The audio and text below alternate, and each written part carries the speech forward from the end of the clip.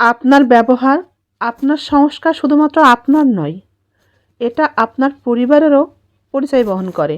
কেউ ভালোবাসা না পেয়ে দুনিয়া ছাড়ে, আবার কেউ কেউ ভালোবাসার মানুষটিকে সময়ই দেয় না। যেদিন আপনি চলা বন্ধ করবেন, সেদিন আপনার জীবনে ওষুধ চলবে। খালি পকেটে কখনো দুনিয়া ঘোরা যায় না, কিন্তু দুনিয়ার মানুষগুলোকে চেনা যায়। টাকা এমনই একটা জিনিস, যখন থাকে না তখন দুনিয়াতে সব থেকে দামি জিনিস বলে মনে হয়। কেউ বা হারিয়ে বদলে যায়, কেউ বা পেয়ে বদলে যায়। কাছের মানুষ যখন কাউকে ছেড়ে যায়, তখন সে কখনো খালি হাতে যায় না, সুখটাকে সাথে নিয়ে চলে যায়।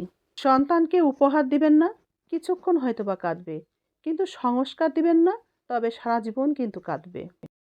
নামে বড় নয়, পদবিতে বড় নয়, অর্থেও বড় নয়, তাহলে বড় কিসে জানেন? বিপদে যে আপনার পাশে দাঁড়িয়ে যায়, তার চেয়ে বড় আর কেউ নয়। জীবনে এমন কোনো কাজ করতে নেই, প্রিয় মানুষের সাথে হোক আপনজনের সাথে, যেন পরবর্তীতে সেই কাজের জন্য আফসোস করতে হয়।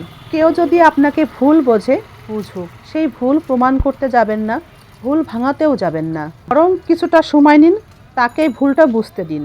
সঙ্গী ছাড়া নারী, অর্থাৎ পুরুষহীন একজন নারী সমাজের কাছে বোঝা, নিজের কাছেও নিজে বোঝা। যদি নিজের স্বামী কিংবা বাবা পাশে থাকে বটগাছের মতো ছায়া হয়ে, তাহলেই সেই নারী সমাজের কাছে সম্মান পায়, সমাজের বিভিন্ন অশ্লীলতা থেকে নিজেকে নিরাপদে রাখতে পারে। একটা মেয়ে যখন হাজবেন্ডের সাথে থাকে বা পথ চলে, তখন সে নিরাপদ বা নির্ভয়ে পথ চলতে পারে। সেই মেয়েটির দিকে কেউ তখন কুদৃষ্টি দিয়ে তাকায় না। স্বামী পাশে থাকলে সমাজের বিভিন্ন অসামাজিক বিষয়গুলো তাকে কোনোভাবে আঘাত করতে পারবে না।